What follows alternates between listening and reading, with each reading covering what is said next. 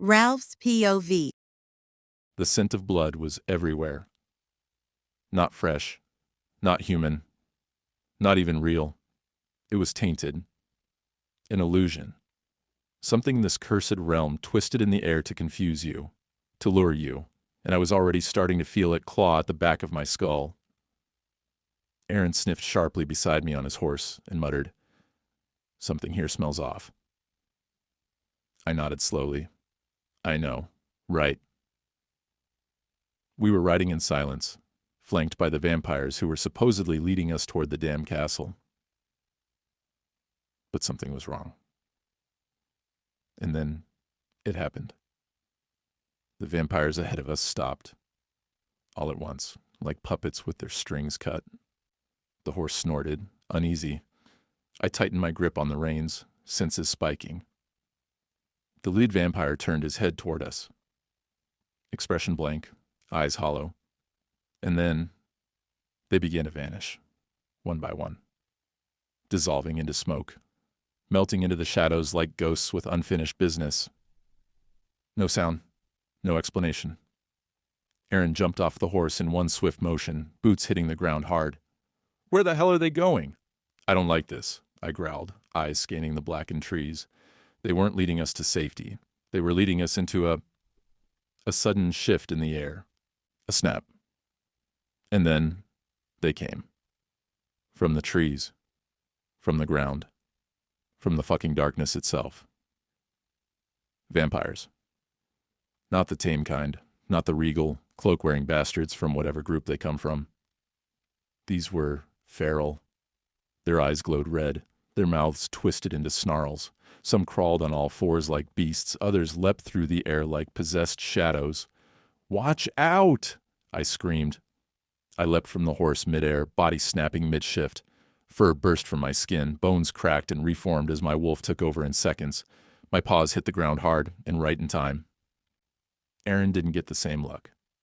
A gust hit him like a train, 3 vampires slamming into him, dragging him back into the dirt. The ground exploded with force. But Aaron wasn't some helpless mage. With a savage yell, he blasted outward with a surge of magic so violent it rippled the earth. Flames, ice, and raw energy spun around him in a vortex, hurling bodies off like ragdolls. One vampire he hit didn't get back up, burned to ash. But they kept coming. Dozens, maybe more. They didn't care about casualties. They were hunting. And we were cornered. I launched myself into the pack, claws slicing through necks, fangs snapping jaws. The taste of rotten blood filled my mouth. One grabbed my hind leg. I spun and ripped its face off. Aaron was spinning like a storm behind me, hands glowing with sigils and fire. He slammed one fist into the ground, and sharp black spikes rose like teeth from the soil, impaling 3 attackers at once. One tackled him from the back. He flipped them, blasted their chest with a pulse of lightning. "I need you on me, wolf." "I'm right fucking here," I snarled, lunging beside him. We fought back to back. A vampire tried to bite into his arm. I lunged, biting through its throat, tearing muscle and spine until it dropped limp. "Thanks," he spat, blasting 2 more that charged from the front. The forest became a war zone. Shrieks, roars, the crack of magic, the wet sound of flesh tearing. I saw limbs flying, heads rolling. Aaron shouted a spell that burned a full circle of vampires into nothing but ash. But he was slowing. "Behind you!" I howled. Too late. A vampire crashed into him, sending them both into a tree. The wood cracked, splinters flying. Aaron dropped to his knees. I turned toward him, only to get slammed by 2 more vampires, claws raking across my shoulder. I roared, twisted, and slammed them into the ground so hard their skulls caved in. Blood sprayed the leaves. Aaron was up again, gasping, his face bleeding. "We need to move." I froze mid-lunge, heart thundering like a war drum. My claws twitched, breath steaming out in sharp bursts as I turned to him. "Where the hell is Damian?" I growled through gritted teeth. My voice came out half human, half wolf, low, broken, deadly. More vampires swarmed in the distance, crawling out of the shadows, hissing, eyes wild. It was like they were being pulled by something or someone. Aaron's breathing was ragged. They weren't attacking us. They were distracting us. Suddenly, a blast of white fire tore through a group of charging vampires. I turned sharply. Seth came charging in from the east with others from the Dark Alliance, his blade glowing crimson, swinging through necks and limbs like it was nothing. The moment he saw us, he cut through 3 more before landing beside Aaron. "Where is Damian?" Aaron shouted, barely able to stand upright. Seth's eyes narrowed. He went into the castle, alone. "What?" Aaron roared, coughing on the dust and blood.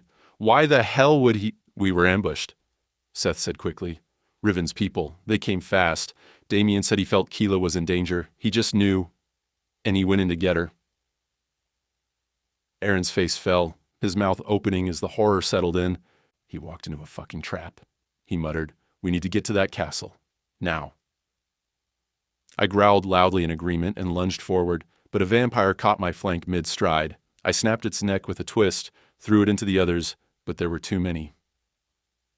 "Can't you fucking see we're still fighting these things?" I snapped, but of course they couldn't hear me. Not like this. I shook the blood off my coat and forced my body back, limbs twisting, bones cracking painfully into human form. Naked, panting, furious, I stepped into the mess again. Aaron looked over at me and without missing a beat, barked, "Go with Seth. To the castle. I'll hold the line." "What? You can't stay here alone." "I said, go," Aaron snapped. "You're no good to Damien and Keilah dead." He turned sharply to Seth. "But before you run off, point them out." Seth blinked, confused. "What?" "The ones who came with you," Aaron snarled, eyes flashing with power. "Point out your vampires. The real ones. I'm going to burn the rest to ash." Seth didn't hesitate. He jabbed his blade towards 6 vampires who were still holding their ground near the rear, fighting hard, their eyes locked on Riven's horde. "Those 6, they're with me." Aaron gave a cold nod. "Good. The rest are dead." His palms lit with fire, searing magic curling around his arms like living flame. I didn't stay to watch. Seth turned and met my eyes with a tight nod. "This way." I shifted again, bones snapping, my wolf surging through, and together we charged through the carnage, the stench of ash and blood trailing behind us, hearts hammering with the single purpose that mattered now. Get to Kila, before it's too late. We stormed toward the castle, Seth just ahead of me, blades drawn and gleaming. I was ready, fangs bared, heart pumping fire in my chest, claws itching for anything that moved. We expected chaos, vampires in every corridor. Blood, screams. Instead, the whole world shifted. The ground trembled beneath our feet, a low, bone-deep rumble that stopped us mid-stride. The hell? Before I could finish the thought, a blinding light exploded from the castle walls, a pulse of raw, ancient magic that sent a shockwave hurtling through the air.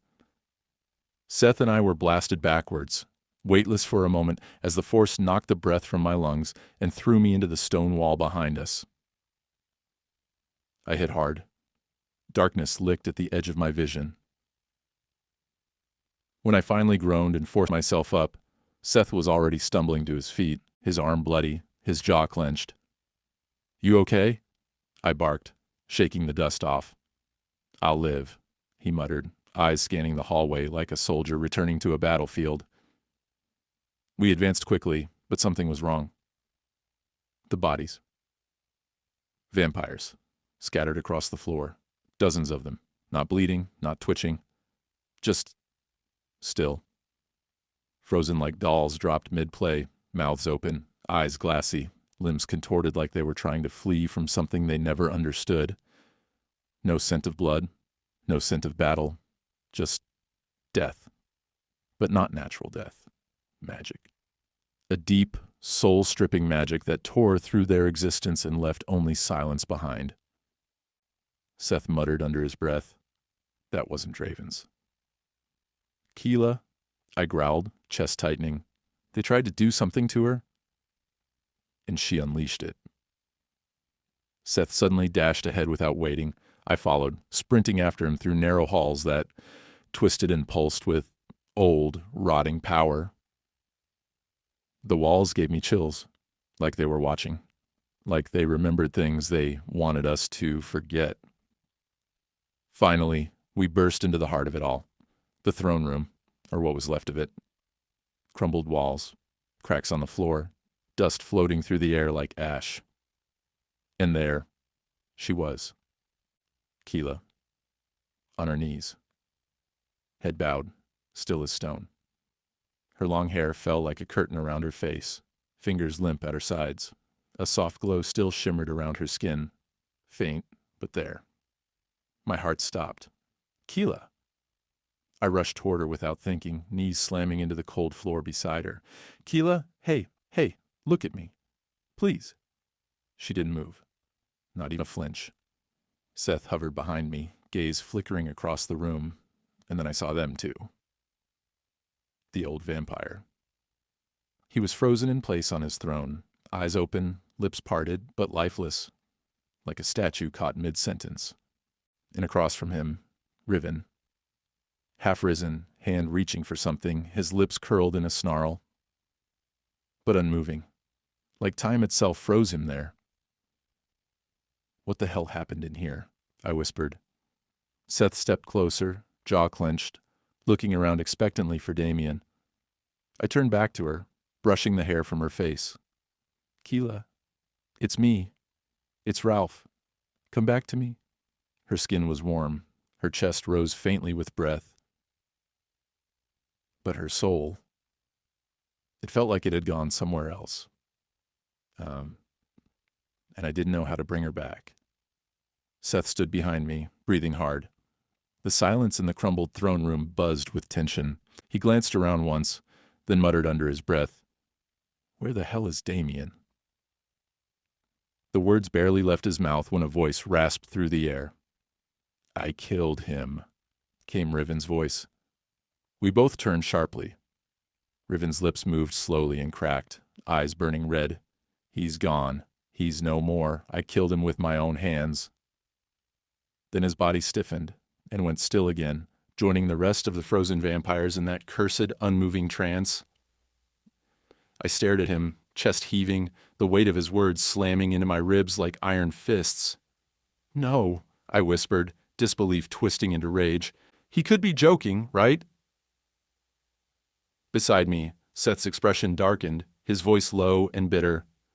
"I should have killed her the day he brought her to my home. I knew this would happen. I knew. She was always the trigger. And now she's done it. Look at this destruction." He stepped forward, reaching toward Kila with fingers trembling, not with concern, but fury. I moved faster. I snarled, grabbing his wrist mid-reach and slamming him back with enough force to crack the stone beneath his boots. "You don't touch her!" I roared, pinning him against the wall with my forearm across his chest. His eyes glowed fiercely, lips pulling back in a savage snarl. "Move, Ralph. I'll rip her heart out myself if that's what it takes to end this madness." We both shifted partially, fangs, claws, and strength. The air thickened with primal heat as we clashed, claws scraping against stone, fists flying. Seth swung with brutal precision, aiming for my throat. I ducked low and drove my shoulder into his ribs, sending him skidding back, but he came at me again, wild and unrelenting. She was behind me. She was mine to protect. "You want her?" "Over my dead body," I bellowed, tackling him again. Seth roared, his fangs grazing my shoulder. But before either of us could finish what we started, a blinding blast of magic cracked through the air. We were both knocked apart, flung in opposite directions like rag dolls. Aaron stood at the center of the room, hand outstretched, his palm still glowing from the spell he'd cast. "Enough," he barked, eyes flaming with power and fury. "You want to kill each other. Do it outside this damn room. But no one touches her." Seth growled low but didn't get up. I scrambled toward Kila. She'd fallen sideways from the force, her body limp again. Her skin had gone pale, almost translucent, as if the last of her energy had drained out with that blast. Aaron knelt beside her, one hand over her forehead, brow furrowed deep in thought. We need to get her out of here, somewhere quieter, somewhere she can breathe. I was still panting. What the hell happened to her? Why is she like this? Aaron's jaw tensed. Because her soul's been fractured. She used ancient magic, protective, explosive, something deeply buried in her bloodline, and it came at a price. What kind of price? I asked, voice breaking. She didn't just knock them out, Aaron said grimly. She stole something from them. Their ability to fight, their will, maybe even their memory. She ripped a piece of herself to do it, and now she's lost inside that magic. My heart thudded as I brushed her cheek with the back of my fingers. Can she come back? She's strong, Aaron whispered, eyes softening. But this isn't just about strength. It's about finding her way home. He turned to me slowly. And if there's anyone she'll come back for, it's you, either you or Damian. Kila's POV. There was no ground beneath me, no sky above. Only weightless, endless stillness. And cold. Not the kind that bites at your skin, but the kind that seeps into your soul.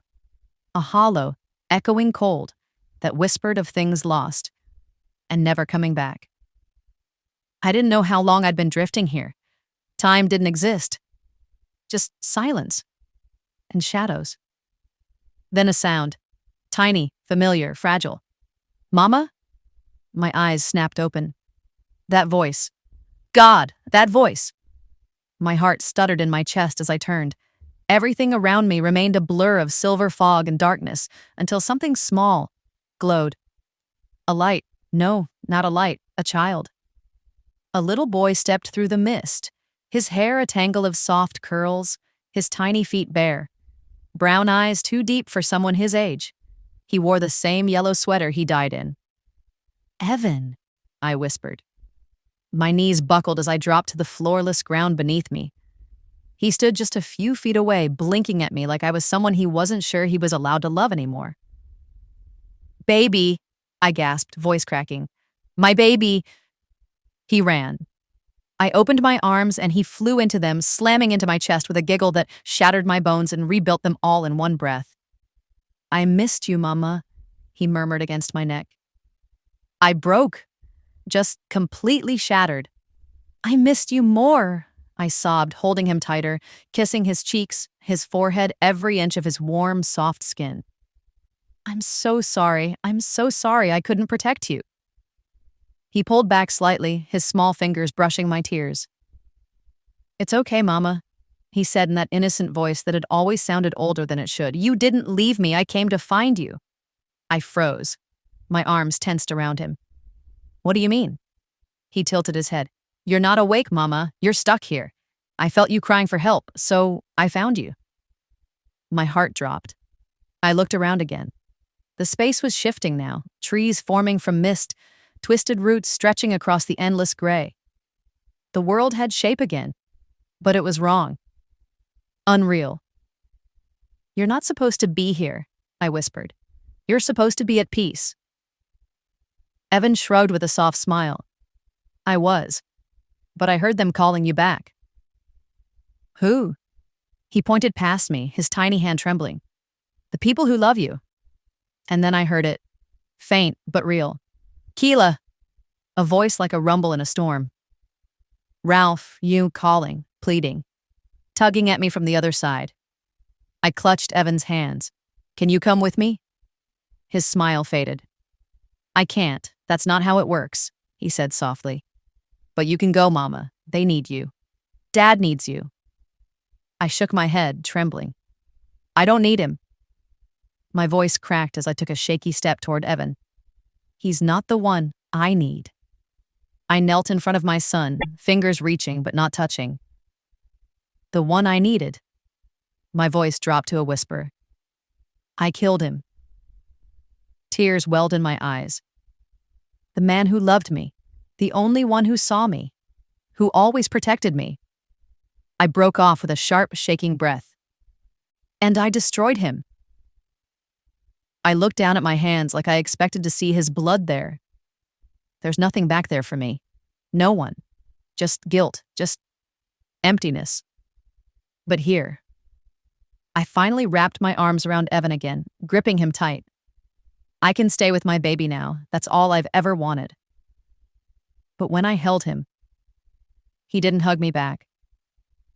Instead, his small hands gently pushed at my shoulders, and my heart cracked open. No, I whispered. He stepped back.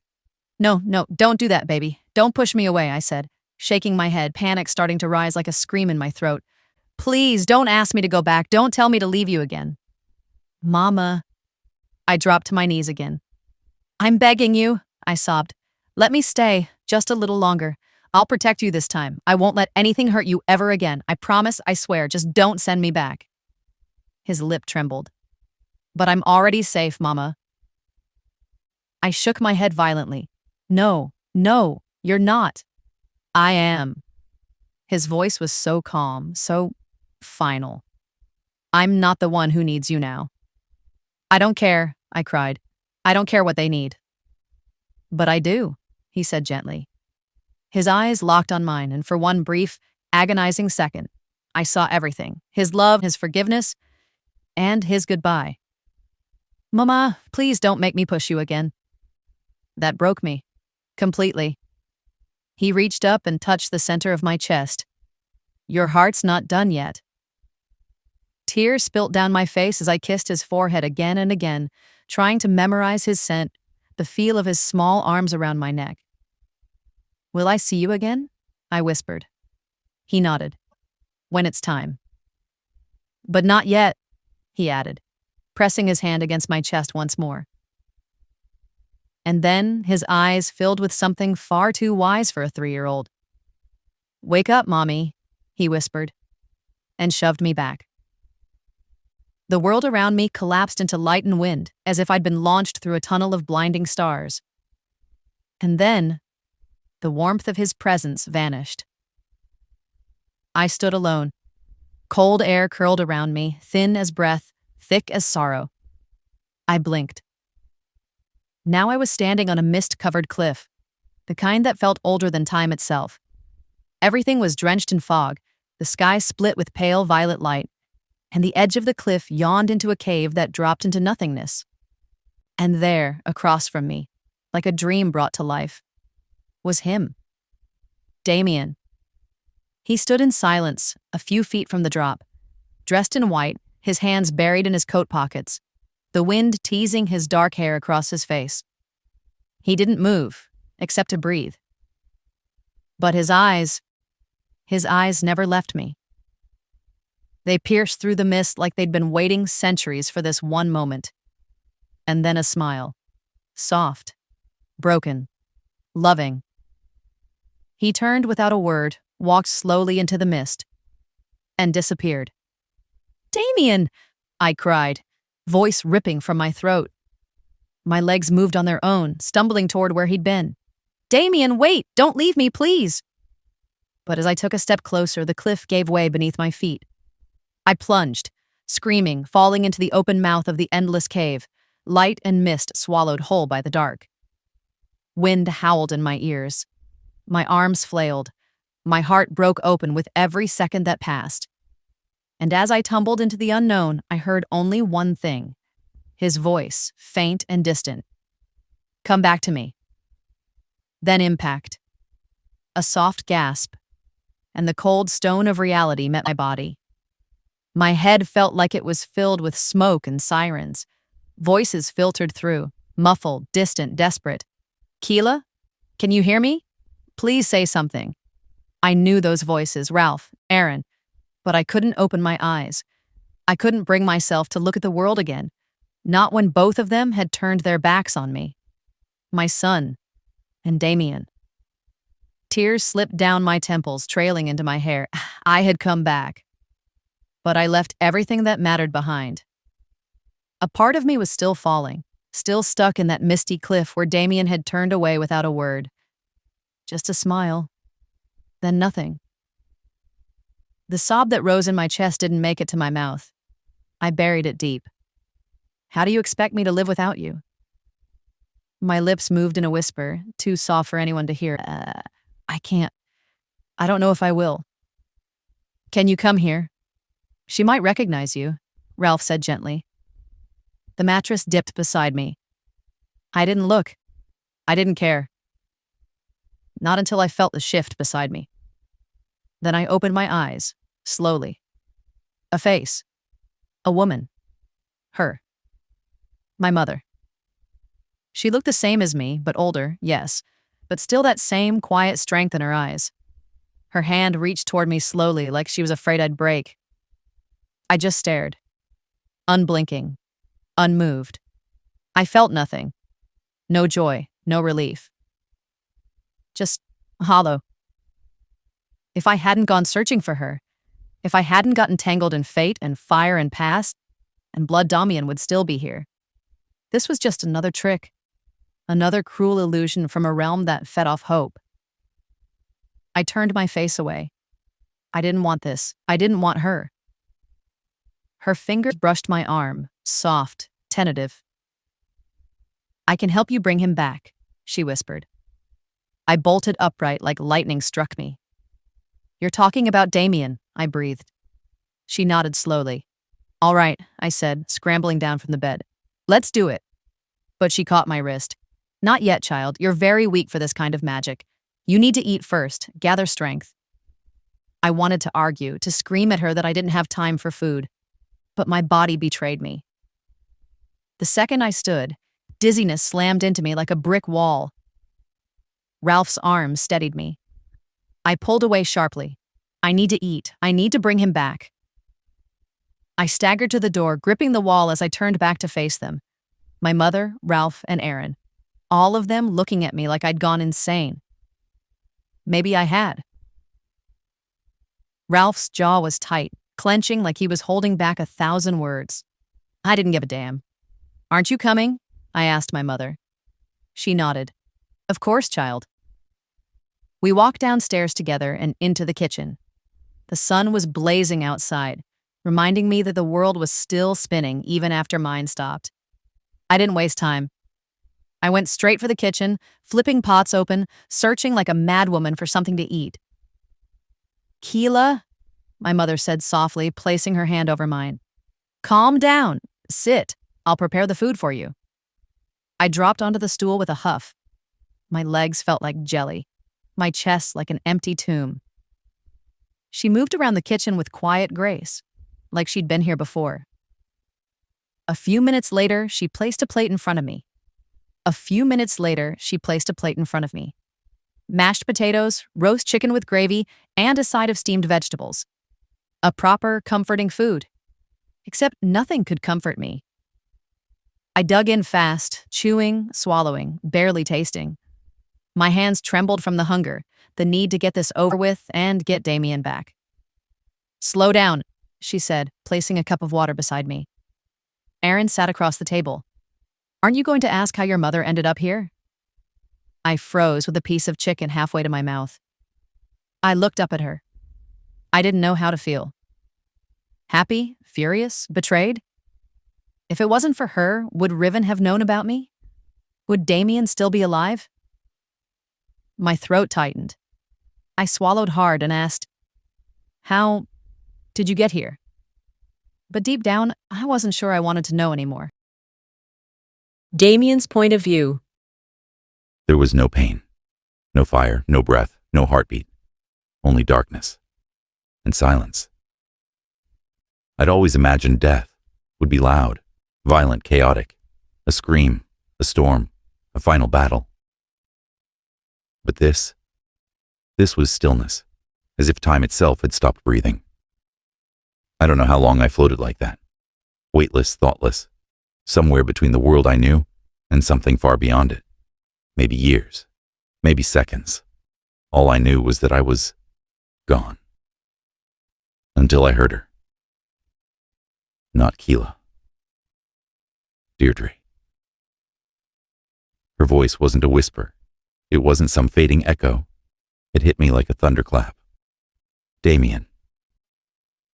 I turned, if you could call it that. In this place there was no body, just consciousness, drifting. Then there was light. Soft at first, then blinding, warm, but not burning, and in the center of it was her. Deirdre. She wore the same white dress from the night I first saw her at the blood gala, the one with the silver threading and the low back that made every creature in the room pause. Her smile hadn't changed. Gentle, knowing, terrifyingly beautiful. My knees hit the ground, or whatever passed for ground here. I missed you, wife.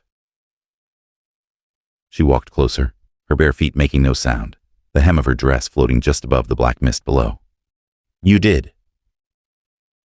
I flinched. They said it was quick, that you didn't feel. You weren't there, she said softly. But I don't blame you for that. Tears burned my eyes, strange for someone who no longer had a heart that beat. I should have been. I should have torn them apart for touching you. Her hand brushed my face. It felt real. Too real. You did what you could, and I've never stopped loving you. The dam inside me broke. I clutched her hand.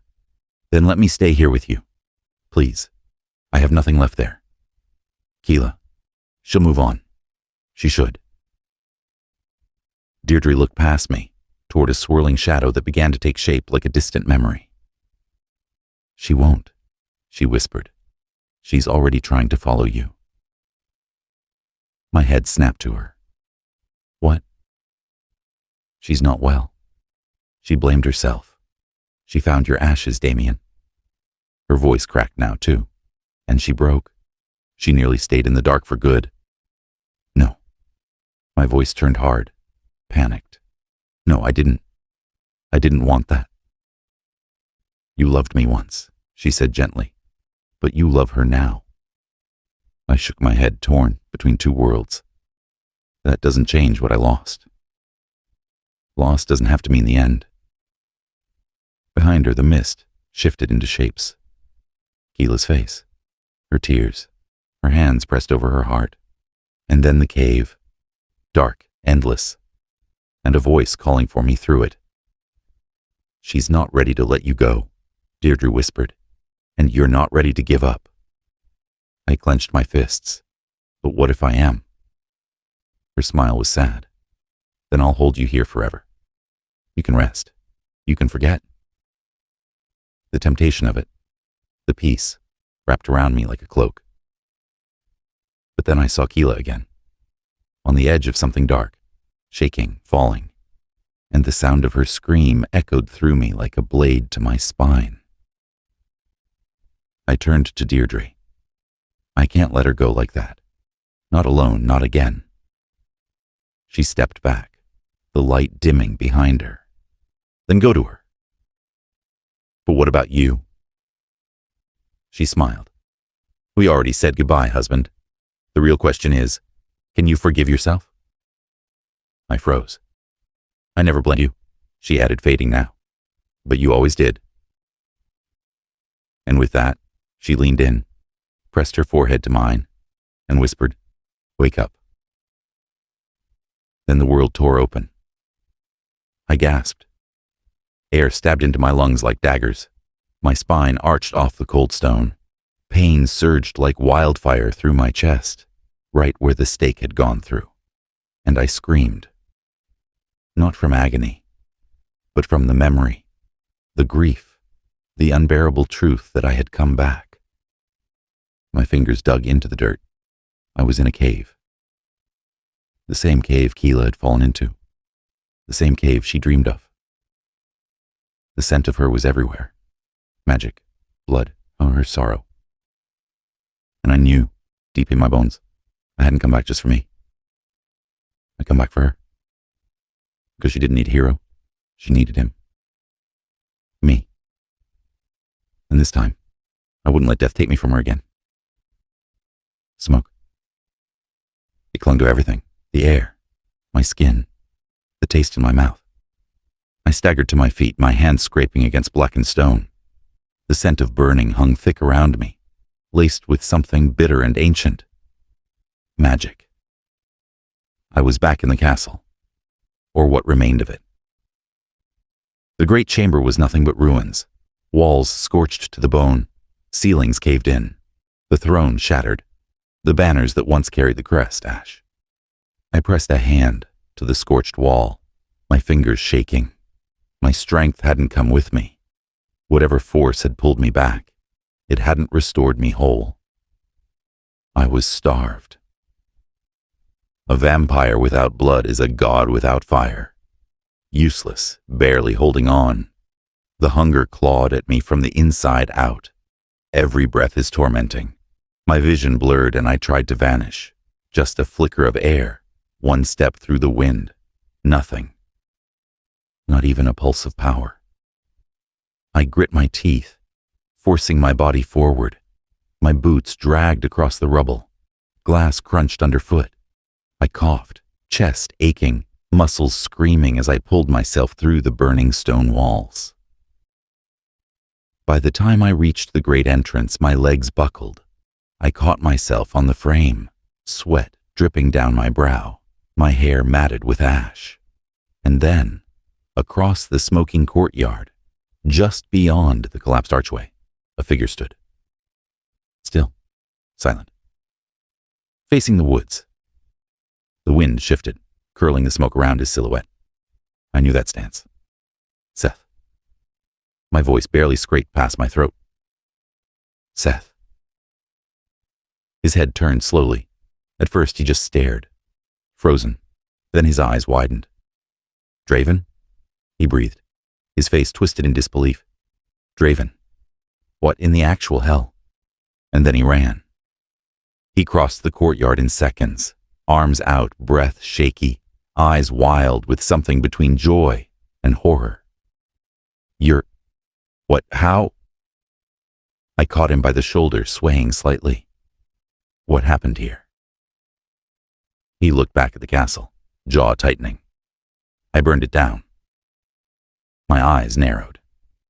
You what? The whole damn place. Every cast out is gone. Dead. It was the only way. His voice dropped lower. It was Kila. She did it. With her magic. Her name. The sound of it nearly knocked me over. I tightened my grip on his shoulder. I need to see her. He stilled. His face shifted. From stunned to cold. Guarded. He didn't say anything. I leaned in, my voice rasping. Take me to her, Seth. Now. He hesitated, then gave a slow nod. We'll go back. To the human side. You shouldn't be walking. Not like this. I don't care. I'll get the horse, he said quickly, his tone thick with tension. Just stay right here. He vanished into the air with a streak of shadow and dust.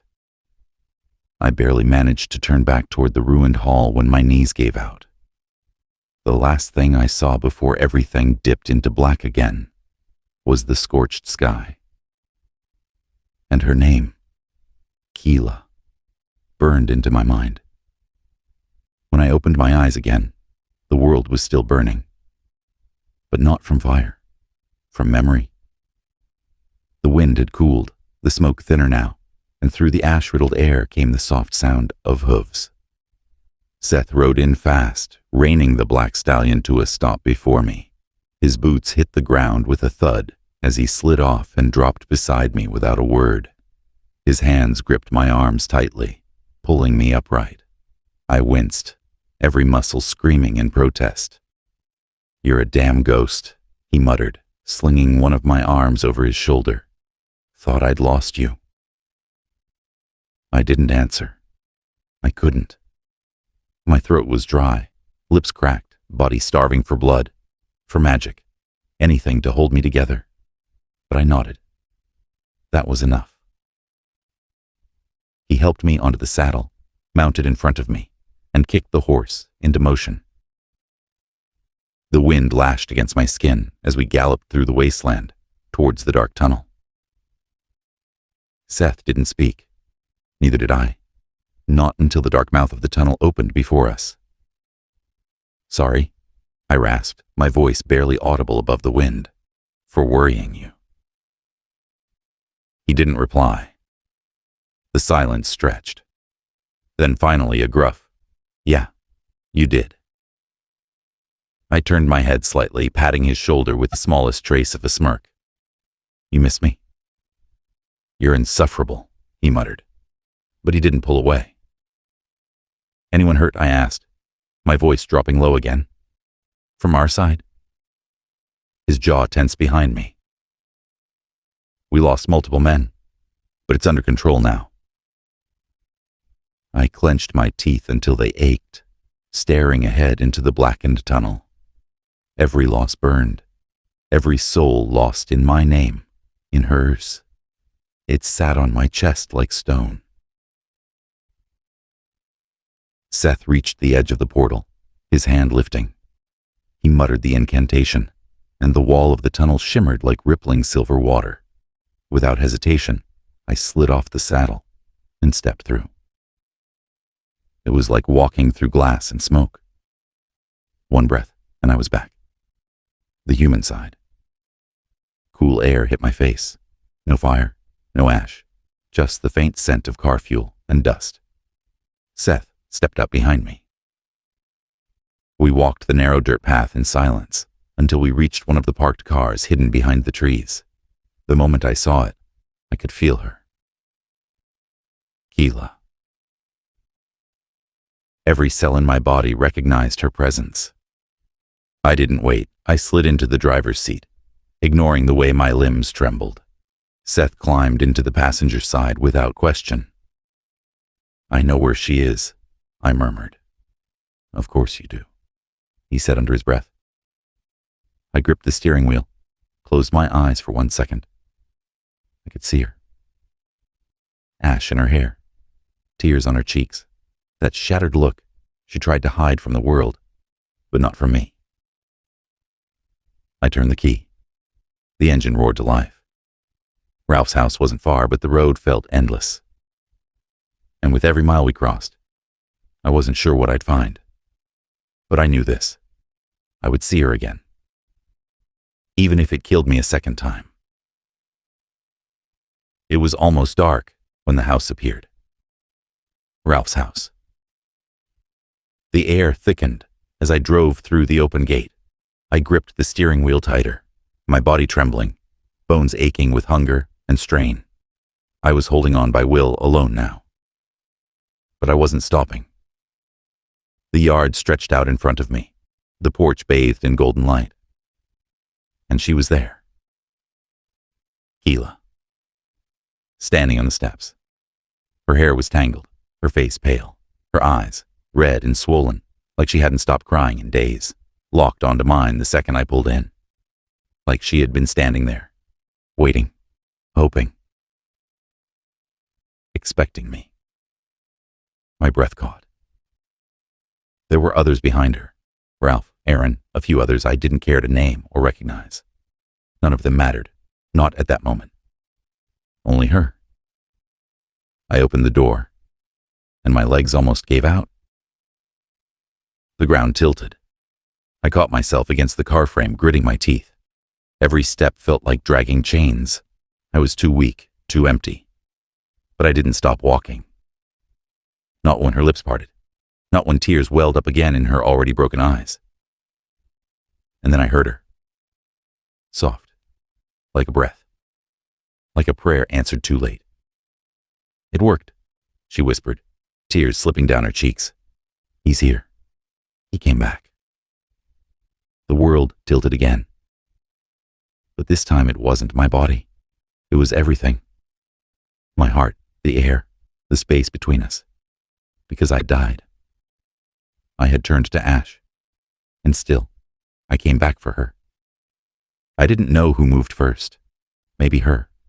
Maybe me. Maybe fate. But suddenly she was running down those steps across the yard, and I was moving too, through pain, through hunger, through everything. She crashed into me, arms wrapping around my body like she thought I'd vanish again if she didn't hold tight enough. Her sobs broke open against my chest. "I'm sorry," she whispered over and over. I didn't mean to. I didn't know. I know, I croaked, barely getting the words out. I know, Kila. She looked up at me, her hands cradling my face like it was the only thing anchoring her. You're real, she whispered. You're really here. And I nodded just once, before I collapsed into her arms, because she was the only reason I was still standing at all.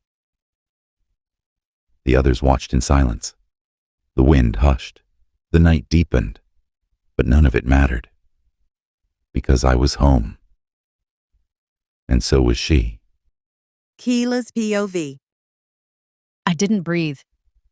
Not because I forgot how, but because every breath that had kept me going all this time wasn't real. This was real. He stepped out of the car, staggering like the weight of death was still wrapped around him. His face was pale. His eyes were dark red and hungry. His body, broken. But he was here. Damian. My Damian. My knees buckled slightly, but I gripped the porch railing harder. My heart was pounding so violently in my chest that I thought it might burst. Was this real? Was he real? My soul, so shattered, so hollow for days now, suddenly screamed awake. The moment our eyes met, it was like the rest of the world slipped into a blur. I didn't care that Ralph was behind me, or that Aaron stood frozen, or my mother who held me with the spell that drained the hell out of us all, but it was all worth it. He's here. I didn't even care that the sun was fading and the shadows stretched like long arms to pull me back into darkness. He was the only light I saw. Tears slipped down my cheeks before I could stop them. Warm. Endless. My voice cracked as I whispered, "It worked! He's here! He came back!" He took one slow step forward, then another, and I finally broke. I ran, down the steps, across the yard, barefoot, breathless, and threw myself into him. He caught me with what little strength he had, but we both collapsed to our knees anyway, our bodies tangled together like the universe had never split us apart. "I thought I lost you," I cried into his chest, my fingers digging into his shirt as if I held tight enough. Fate couldn't steal him again. His hands cupped the back of my head, trembling. His breath was ragged, shallow. "I'm sorry for making you worry. For taking long." I pulled back just enough to see his face. His fangs had partially dropped, and he was starving, I can see it. Still, he smiled. That same smile that used to calm the storm in me. "I'll never leave you again," he murmured, his voice low, cracked, but honest. "You better not," I whispered, wiping my tears with the back of my hand. "Because if you do, I swear I'll find you and drag you back again." His eyes darkened as he leaned forward, his forehead resting against mine. "I'd let you," he whispered. And for the first time since the war started, since my baby's goodbye, since I thought I'd killed the man I loved, something inside me began to breathe again. But before I could say anything, Ralph's voice echoed from behind us. "Damian, are you okay?" Damian rose slowly, his fingers locked tight around mine like he'd fall apart if he let go. And honestly, I wasn't ready to let go either. I wasn't ready to risk losing him, not even for a second. "I'm okay," he answered hoarsely. "You look like you're about to die," Aaron chimed in from somewhere near the porch. "Again, for I don't know how many damn times." I turned, shot him the deadliest glare I could summon. He lifted his hands in mock surrender. "I'm just saying what I'm seeing. He's starving. He'll end up sucking you dry if he doesn't feed soon." Before I could snap something back, my mother's voice came soft but steady. "I'm so glad to meet you again," she said gently, stepping out into the open. Damian's eyes narrowed slightly, and I felt his confusion. He was wondering how she ended up here, just like I had when I opened my eyes and saw her standing in Ralph's house like a ghost from the past. When I opened my eyes, she was here too, I murmured, rubbing my thumb against Damian's palm. "It's a long story how I got here," my mother said, stepping forward. "But it's thanks to Aaron's help." Damian's gaze flicked between them, unreadable. "Come on," my mother added. "Let's get inside." But Damian shook his head. "I'm not coming in. I came for her." His voice was firmer now, solid. "We're leaving." Before anyone could argue, he started guiding me toward the car. His body still trembled from weakness, and yet he was so determined, so focused. I went with him because honestly, there was nowhere else I wanted to be. "Kila," my mother called out behind us. "Can I have a word with you before you go?" I stopped, looked at her, then turned to Damian. "Come with me then," I said quickly. But he reached up, cradled my face in his hands, and whispered, "I'll be right here. I promise I'll wait for you." I hated the distance that would stretch between us even for a few minutes. "I'm serious," I told him. "Don't disappear." He smiled faintly, leaned his forehead to mine. "I've died once. I'm not leaving you again." "Fine," I mumbled, reluctantly stepping away. "I'll have a word with him," Ralph said, stepping forward with that annoying, protective tone of his. I hesitated, just for a second, then finally nodded. But as I followed my mother toward the house, I kept glancing over my shoulder. I had to keep checking if he was still standing there, breathing, real. My body walked, but my soul stayed with him. Inside, I turned to my mother. "Can we talk by the window?"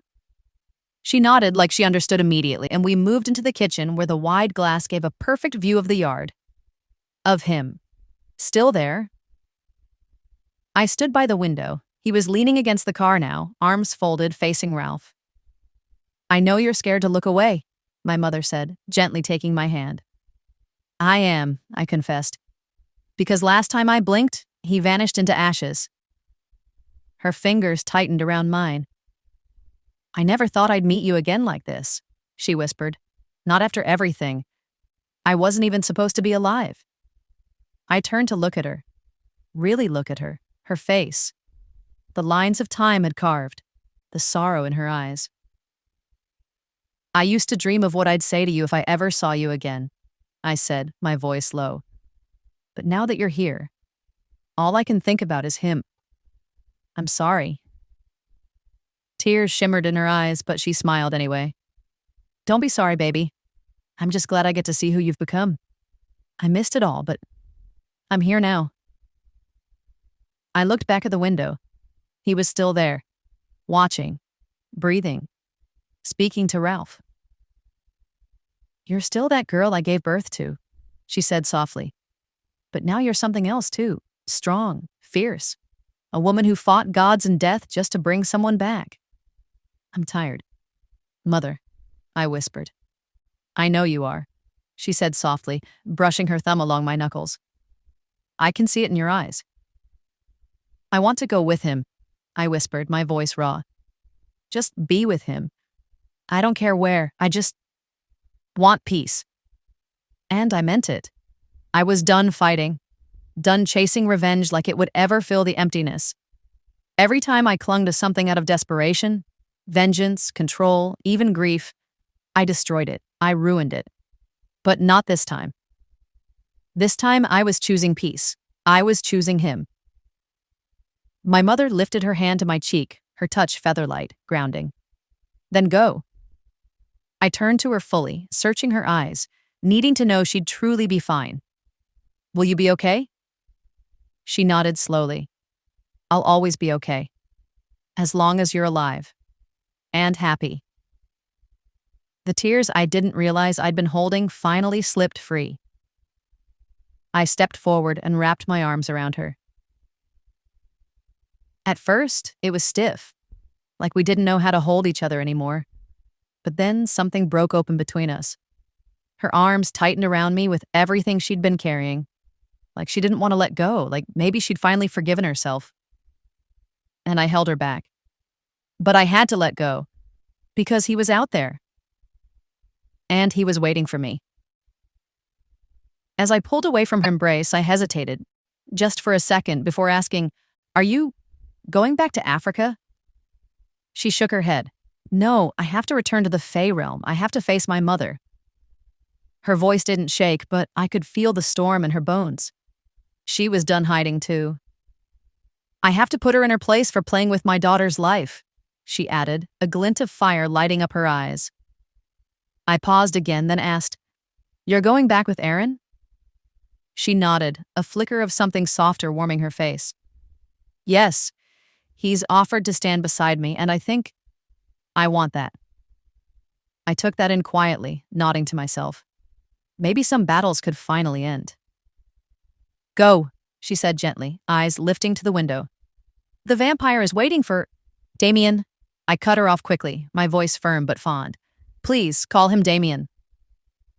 She smiled, like I'd just confirmed something important. Damien, then. Her eyes shimmered. Once everything is settled, I'll come back. And we'll spend time together, for all the years we didn't have, I promise. I gave a small smile, a genuine one. I'd like that. Then I turned, walked away. As I stepped back into the hallway, Ralph passed me, and to my surprise, I felt nothing. Not anger, not heartbreak, not longing. Just nothing. Maybe it was because I missed Damien too much. Maybe it was because I finally saw what I truly needed. Or maybe I'd just healed more than I realized. Or because I was no longer his mate. But either way, I didn't look back. Because there he was. Standing at the doorway like he belonged there. Like I was his entire focus. His eyes locked onto mine the moment I stepped out. My chest tightened with something sharp and soft all at once. He held out his hand, and without hesitation, I slid mine into his. You good? He asked gently. I'm perfect, I whispered. He helped me down the steps, but as we reached the car, I stopped. I'm driving, I said. He raised a brow. Kila. I'm driving, Damien. You're not well. There was a pause, then he exhaled a small breath of a smile. All right, you drive. He walked around to the passenger side without a single complaint.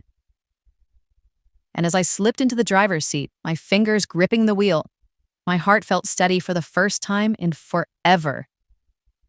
Because this time, I wasn't driving away from anything.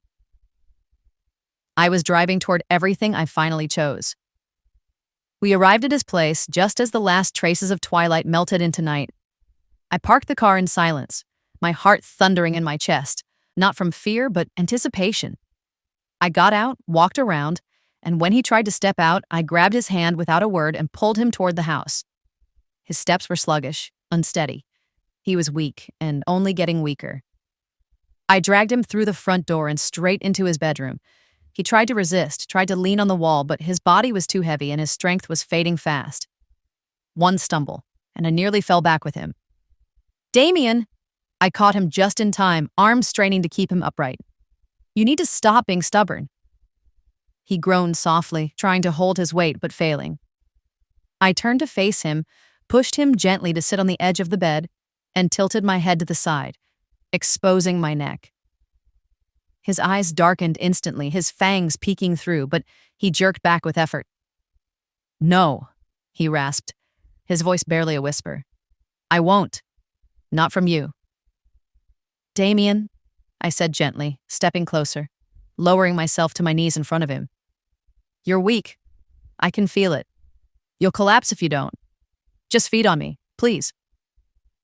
He clenched his jaw, fangs pressing into his lip, but still didn't move. I reached up, took his cold hand, and placed it on my pulse. Please, I whispered. I want this. I trust you. He stared at me, tortured, but the hunger was there. Raw, trembling, desperate. I nodded once, slow and sure, and after what felt like forever.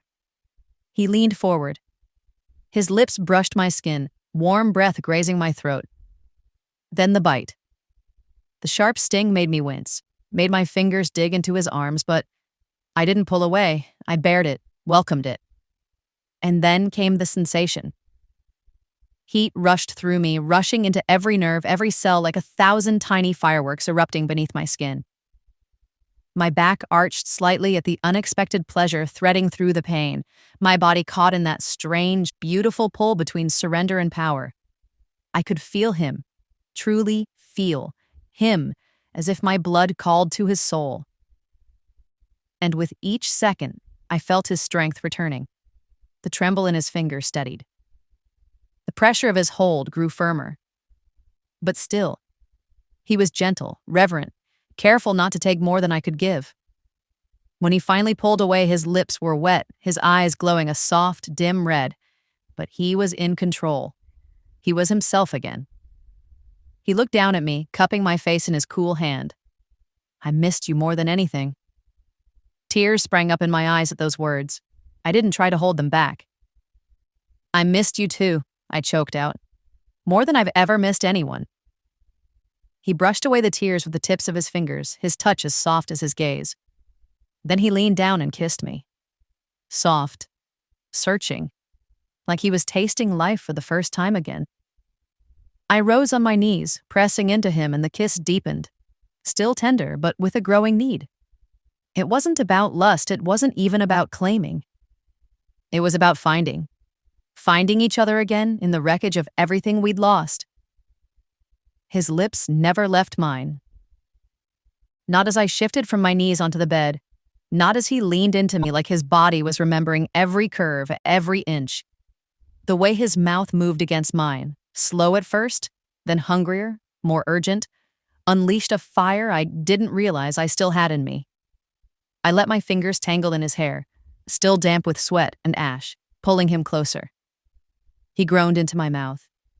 I felt it, deep, guttural, like the sound carried years of longing, pain, and hunger. My back hit the mattress. His body followed mine down, gently but fully, pinning me beneath him. And gods, he was back. He braced himself on his arms above me like he was afraid he'd crush me, but I didn't want distance. I needed to feel the weight of him, needed to know he was real. Damien, I whispered, breathless, running my hands across his back. Don't hold back. He dipped his head, his lips trailing across my cheek, down my jaw to the curve of my throat where he'd just fed. The place still throbbed faintly, tender and warm. When he kissed it now, it was soft. Reverent. I still can't believe you're here, I murmured. He pressed his forehead to mine, his nose brushing mine. I told you I'd always find my way back to you. Then his lips were on mine again, and this time there was no slowness. His kiss deepened, hungry, needy, possessive. I felt it in my toes, in the way my body arched up to meet his. His hand slipped beneath my shirt, fingers sliding over my ribs, trailing fire as they moved higher. I gasped. The touch wasn't rough, it was deliberate, worshipping. Like he was relearning my body, the way I breathed, the way I melted. I pulled at his shirt, desperate to feel him, skin to skin. He let me strip it off, revealing the strong, scarred body beneath. The warmth of his chest met mine as he pressed down, his hips aligning with mine, and I whimpered at the pressure, the heat, the ache that had been building for far too long. Every part of me craved him. He kissed me again, deeper now, slower, and I could taste the ache, the guilt, the relief in his mouth. My thighs parted instinctively, welcoming him, wrapping around his waist. His hand cupped my face, and his thumb traced my lips. I thought I lost you, he said softly, breath hot against my skin. You did, I replied, voice shaking. But we came back. For each other. And that was the truth.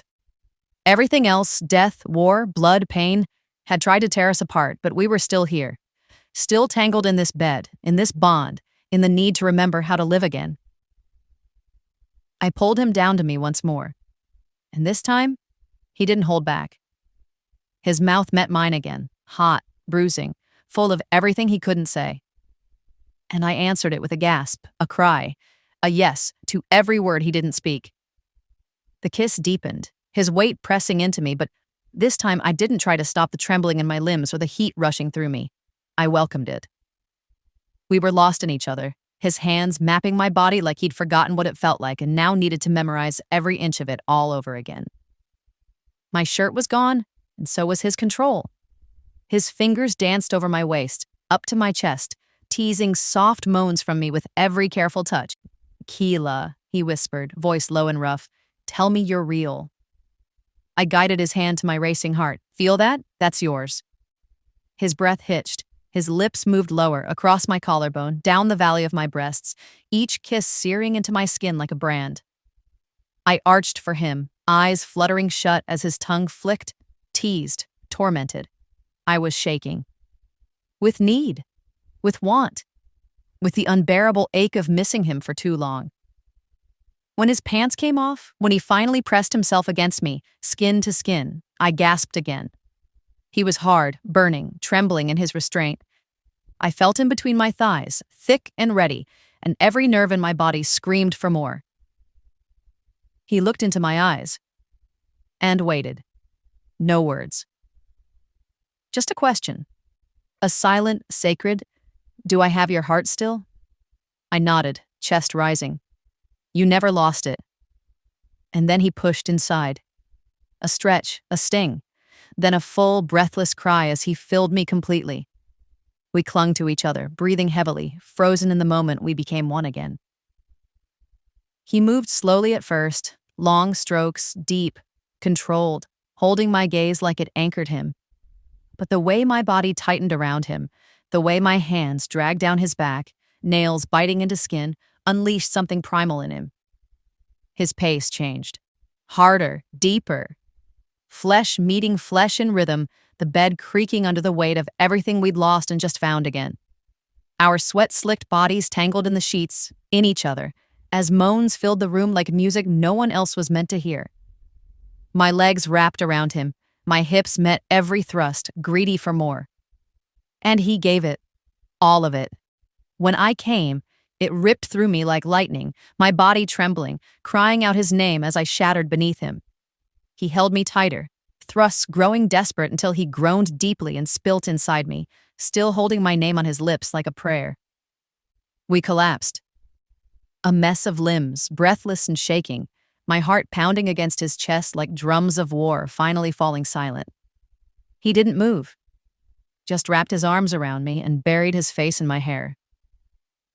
And I fell asleep like that, in the arms of the man I loved, with his scent wrapped around me like a shield.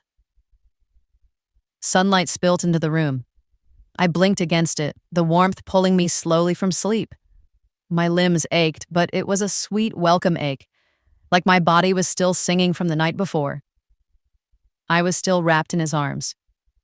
And he was watching me, silent, eyes soft and dark.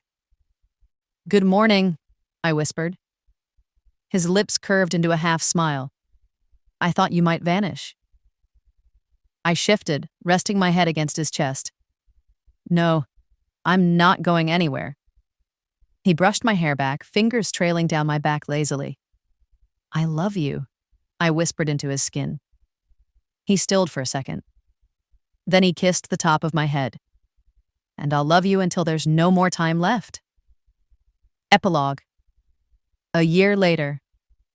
The wind blew softly through the trees, carrying the sweet smell of flowers and the hint of rain. I stood on the balcony of our new home, an old, quiet house, hidden far away from both the human world and the magical one, safe and peaceful. Safe. Finally. Behind me, I heard soft footsteps. A familiar presence. My anchor. Damian wrapped his arms around me from behind, resting his chin on my shoulder. "Thinking again?" he murmured, voice still thick with sleep. "Always," I said, smiling faintly as I leaned into his warmth. A lot had happened in the last year. With Damian's help, I was able to track down every last person involved in the death of my son. Isabella, the others. Those who used me, used my grief. Manipulated everything for their gain. We didn't just destroy them. We made sure they were forgotten by history, never allowed to rise again. It wasn't revenge for revenge's sake. It was justice. For my son. For me. And somewhere in that fire, I finally breathed. There were nights I still woke up crying, missing my baby's laugh, his tiny hands on my cheeks. Damian would hold me, whisper into my soul, remind me that love doesn't die, that we carry them in every breath we take. Ralph had disappeared for a long time after everything ended. I didn't blame him. He loved hard, even when it was toxic. But months later, he showed up at our door, older, softer, tired, but healing. He was seeing someone now, Took him time to admit it. When he finally did, I could see it in his eyes. He was okay. Not perfect, but moving forward. That's all we could ever ask for. I smiled and leaned into Damian, the weight of the past now something I could carry without breaking. He pressed a kiss to my forehead. "You're not thinking about running again, are you?" he teased, the corner of his mouth lifting. I laughed softly. "If I do, I know you'll chase me." "Always," he said, tightening his hold, "even into hell." We sat in silence, watching the sun melt into the trees. Not every story ends with a happily ever after. But this one, ours? It began with death and lies and heartbreak. And still, it ended with love. And this time, it was forever. How did it start? I wish I knew. A whisper in the night, a touch too soon. But when your eyes find mine, I freeze, like I'm caught inside a dream. I can't